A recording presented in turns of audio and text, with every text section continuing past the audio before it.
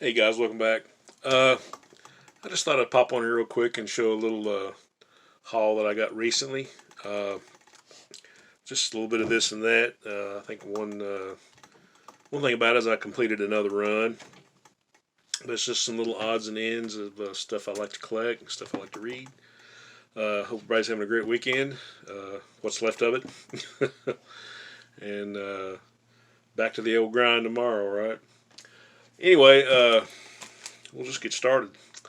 Here's issue She-Hulk number 13. Nice cover with guest starring Manwolf. And I just always loved Mike Vosberg's art around this time. I think maybe a little bit before this.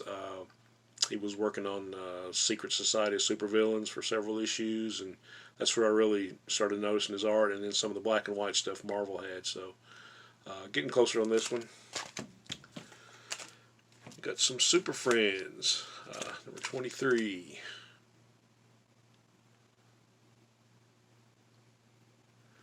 To me, this is another one of those books. Being a big Justice League fan, you just kind of had to pick this one up. When I first read it, I was like, well, it's not really like the cartoon, and it's not really like Justice League, but it's kind of somewhere in between. Some great, cool little stories. Got some great art in it by Ramona Fraden. I think Bob Smith did a lot of the inks on these. I think probably Vince Coletta on some others. But cool issue. Really like this cover. It's kind of like a Halloween. Another cover by Ramona Fraden and Bob Smith. It's number 28. Got the DC TV logo on here. I think after I think I've got all the Shazam and all the ISIS issues. I think I need one issue of Welcome Back Kotter, and I need several issues of this completed. And I'd kind of like to do a dedicated video to DC's TV comics. So nice little Halloween cover there. I always loved Swamp Thing and Solomon Grundy and Bizarro, so it's pretty cool. And Avengers, yeah. Super Friends number 37. Guest starring Supergirl. Got an extra feature with Jack-o'-lantern of, I guess, Guardians of the Globe. Or Global Guardians, I'm not sure what they called them. Or can't remember what they called them anyway. And speaking of Supergirl, another issue I needed, number 10, guest starring Prez. Getting close on this one. Only 10 issues, so this is like the last one.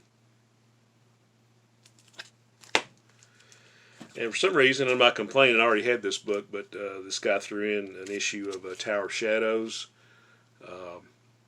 number 2. Already had this one, but it's a great issue. It's got some Neil Adams art in the last story, I think. I think he did the story too. Looks like a John Romita cover. But here's another great series. Got some Weird War, number 12. Great 20-cent cover. Mike Kaluta art.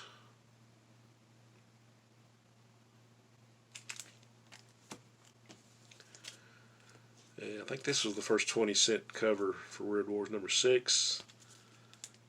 Got an awesome Joe Kubert cover. That's worth the price alone right there to me. Yeah, that's awesome. I always liked this little masthead when they first went to 20-cent covers. First in comics, best in comics.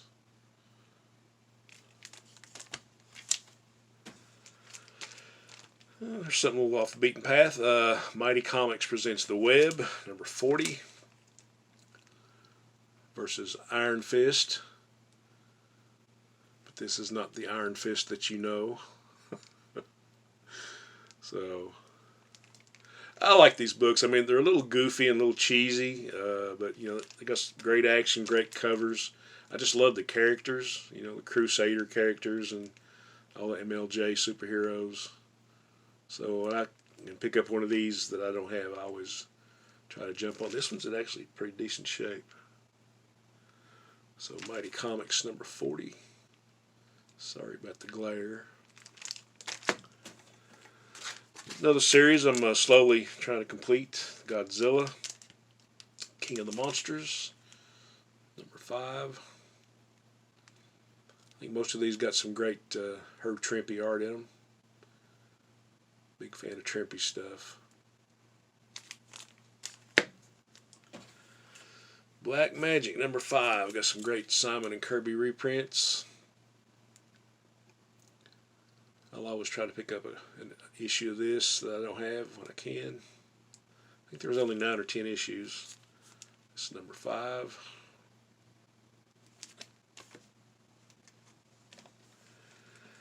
Okay, and then these last 3, this completes a series for me. And originally, I think I just had 1 issue as a kid, and it was probably like one of the last issues, maybe 12 or 13. It was a square bound, but it had a lot of great art in it, a lot of fun, goofy stories. Talking about Not Brand Echh. Here's number 9. Great square bound copy. This is probably a Severin cover, but just kind of, it's a, just basically a spoof or a parody of Marvel characters and sometimes DC characters. Actually, the spine looks pretty good on that one. So that's number 9. I think this is actually an upgrade, either that one or this one. I can't remember. So here's number 10. Another great square bound. Probably another Severin cover.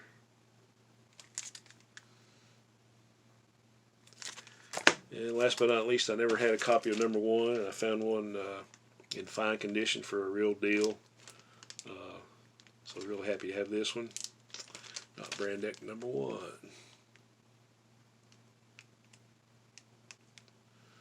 Sorry about the glare. It came in Mylar, so. Anyway, guys, I hope you've enjoyed that. I spent several hours this weekend bagging and boarding and replanting books from long boxes into short boxes. Kind of got into doing some Marvel stuff. We got down in here like some short run Marvels. Logan's Run. Completed my cat run finally, so.